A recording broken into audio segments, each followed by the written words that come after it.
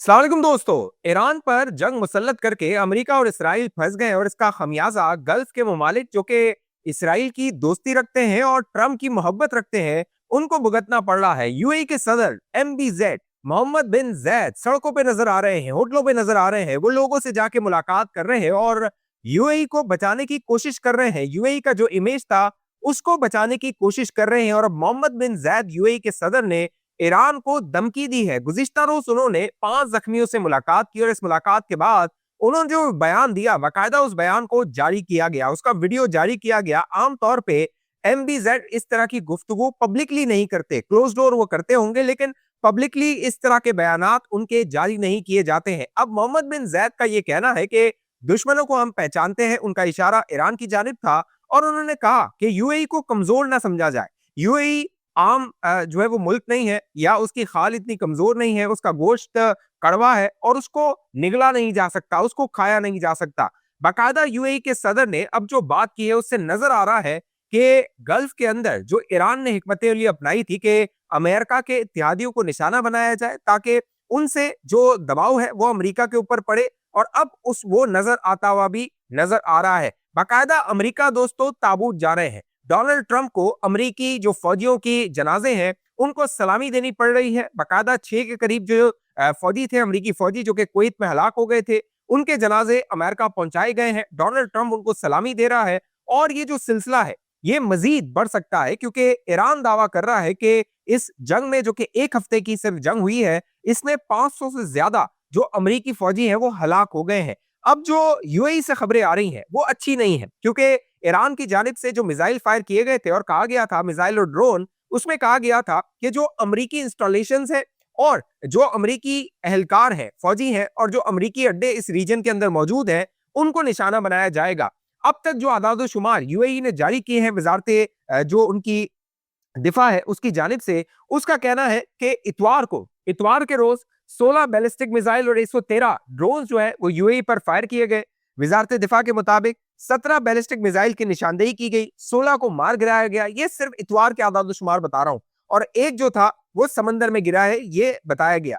वजारत के मुताबिक 117 ड्रोन की निशानदेही की गई जिसमें 113 मार गिराए गए, 4 जो मुल्क के हदूद में गिरे हैं ड्रोन, और टोटल 238 के करीब जो बैलिस्टिक मिसाइल्स हैं उनकी निशानदेही की गई है। 221 जो है वो मार गिराए गए हैं, 15 जो है वो समंदर में गिरे हैं और अब तक यूएई के अंदर 4 हलाकतें हुई हैं, जबकि 112 जो अफराद हैं वो जख्मी हुए हैं। उनमें से 2 जो है वो पाकिस्तानी शरीयत रखते हैं, वो भी जो है वो हलाक हो गए हैं। जिस जो शख्स इसमें मारा गया है पाकिस्तानी, उसका नाम मुरीद जमान है, उसका ताल्लुक KPK से था, बन्नू से था। वो इसमें मारा गया है, बताया जा रहा है वो ड्राइवर है, वहां पे मजदूरी कर रहा था। गुज़िश्ता 8 साल से मुरीद जमान यूएई के अंदर मौजूद था। अब जो एक यूएई का एक इमेज था, क्योंकि यूएई के अंदर दोस्तों मामला ये है कि जो इमारती शहरी हैं वो बहुत कम है। 1 करोड़ से ज्यादा जो वहां पर बाशिंदे हैं वो गैर मुल्की हैं। वो या तो अपने मुलाजमत के लिए आ रहे हैं, या वो कारोबार करते हैं, या उनका वहां पे सरमाया लगा हुआ है। बाकी तकरीबन सिर्फ 14 लाख के करीब जो इमारती शहरी हैं वो वहां पर रहते हैं, उनके पास नेशनैलिटी है।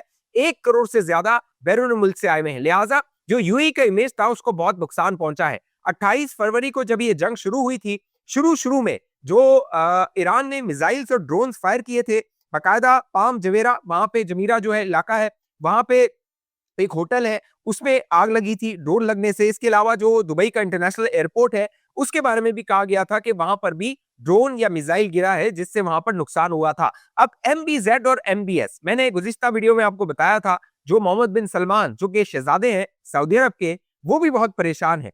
यही परेशानी थी, इसीलिए आसिम मुनीर को बुलाया गया था। जनरल आसिम मुनीर से बात की गई और उनको याद दिलाया गया कि सऊदी अरब का एक डिफेंस एग्रीमेंट है पाकिस्तान के साथ, लिहाजा उस एग्रीमेंट को भी अभी एक्टिवेट करना होगा, उस पर भी अमल दरामद करना होगा और सऊदी अरब का दिफा करना होगा। लेकिन दूसरी जानिब ईरान क्या कह रहा है दोस्तों? ईरान ये कह रहा है कि हम अगले 6 महीने तक जंग के लिए तैयार हैं। अली लारिजानी जो नेशनल सिक्योरिटी के चीफ है, सरबराह है, वो क्या कह रहे हैं? वो कह रहे हैं कि हमने कैद में लिया हुआ है कई फौजियों को, यानी ईरान की कैद में कई अमेरिकी फौजी हैं। ये अली लारिजानी की जानिब से दावा किया जा रहा है। दूसरी जानिब गुज़िश्ता रोज जो मसूद पेज़ेश्कियान जो कि सदर है, उनका एक बयान सामने आया था और तासुर ये दिया गया कि शायद ईरान के सदर ने माफी मांग ली है और कहा है कि अब जो गल्फ ममालिक है वहां पर हमले नहीं किए जाएंगे। तो मैंने आपको बताया इतवार के रोज जो है वो कितने हमले किए गए, कितने ड्रोन आए, यूएई की जो टेरिटरी है वहां पर बाकायदा यूएई की वजारत दिफा इस बात की तस्दीक कर रही है,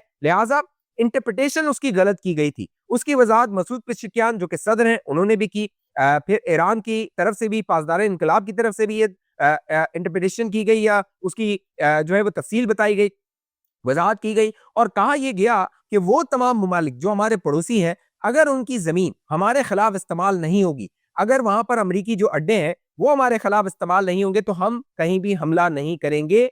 वो हमला हम पर जायज नहीं है, वो हमला हमें करना भी नहीं चाहिए और हम नहीं करेंगे। लेकिन अगर चाहे कुवैत हो, बहरीन हो, सऊदी अरब हो, मुत्तहिदा अरब इमारात हो, दीगर ममालिक हो जो खलीज में वाक़ हैं, वहां से अगर अमरीकी जो फोर्सेज है वो ऑपरेट करती हैं और ईरान के खिलाफ जंग करती हैं, तो फिर उसको जवाब दिया जाएगा और अभी जवाब ईरान की जानिब से दिया जा रहा है। ईरान के पासदार इनकलाब का कहना है कि अगले 183 डेज यानी 6 माह तक हम लड़ने के लिए तैयार हैं। दूसरी जानिब अमेरिकी सदर डोनाल्ड ट्रंप क्या कह रहा है?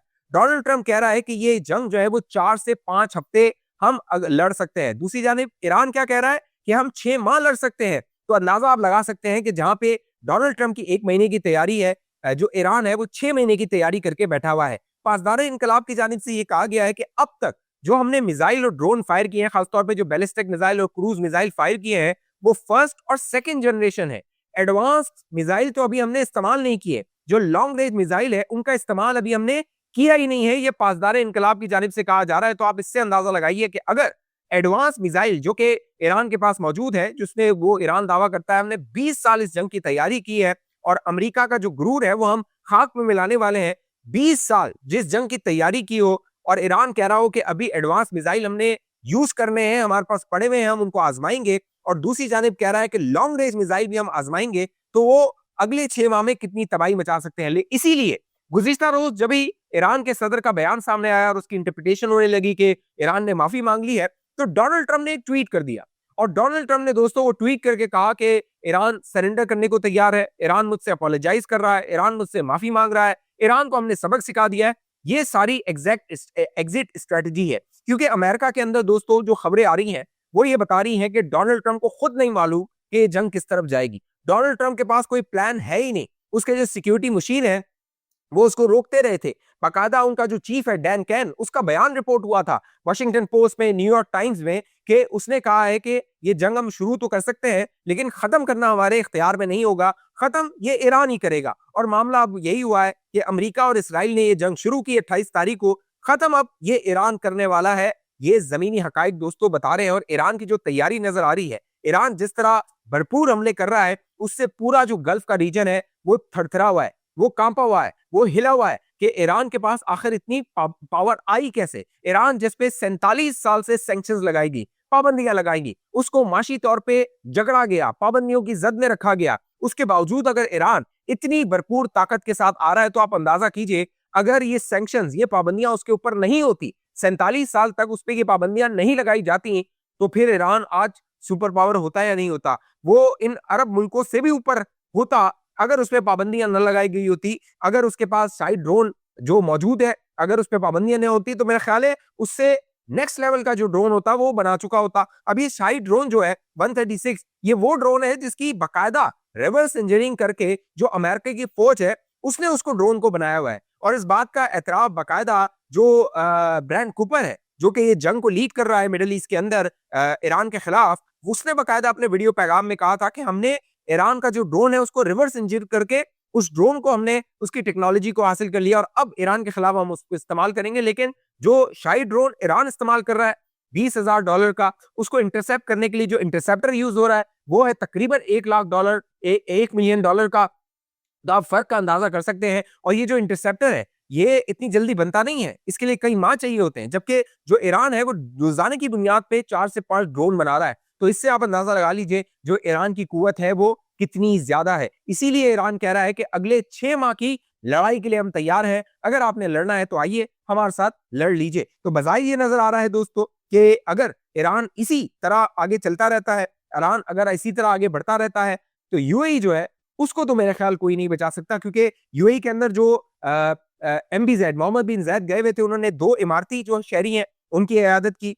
फिर एक भारतीय शहरी था, वो ज़ख्मी हुआ, उसकी इयादत की।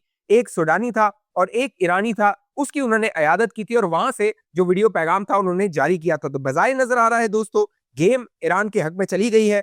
ईरान ने पूरी गेम उलट के रख दी है, बाज़ी पलट चुकी है। जो अली लारिजानी है वो दावा कर रहे हैं कि अमरीकी फ़ौजी हमने गिरफ्तार कर लिए हैं, पकड़ लिए हैं, हमारी अगर सरज़मीन में इनको आना है तो आ जाइए। अब वो आके भी देख लीजिए, फ़िज़ा से आप आ गए, आपने हमारे पर मिसाइल फेंके, मुख्तलिफ जो है वो टेक्नोलॉजी का इस्तेमाल किया, बम्स फेंके, कुछ नहीं हुआ। अब इन्होंने क्या किया है, अब इन्होंने तेहरान के अंदर जो ऑयल फैसिलिटीज़ हैं, उनको टारगेट करना शुरू कर दिया है। इज़राइल ने गुज़िस्ता रोज़ टारगेट किया है और बताया जा रहा है कि तेहरान के अंदर जो ऑयल फैसिलिटीज़ को टारगेट किया गया, जो ज़हरीली बारिश है, वो हो सकती है और अगर अगर ज़हरीली बारिश ईरान में होती है, तो एक कह लीजिए भयानक मंसूबा होगा। इन्होंने जब जंग जंग शुरू की थी ना 28 तारीख को, सबसे पहले किसको टारगेट किया था, पता है आपको? इन्होंने आयतुल्लाह खामनेई को टारगेट किया और साथ 160 से ज़ायद मासूम बच्चियों को टारगेट किया था। जो बच्चियों का स्कूल था, उसको इन्होंने टारगेट किया था। इनकी जो बहादुरी है ना, वो बच्चों पे चल सकती है, सिविलियंस पे चल सकती है, आम जो सिविलियंस जगह है, उन पर चल सकती है।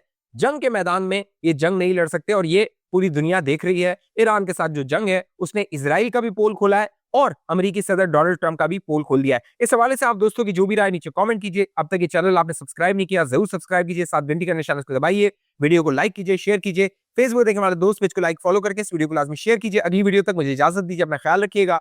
पाकिस्तान जिंदाबाद।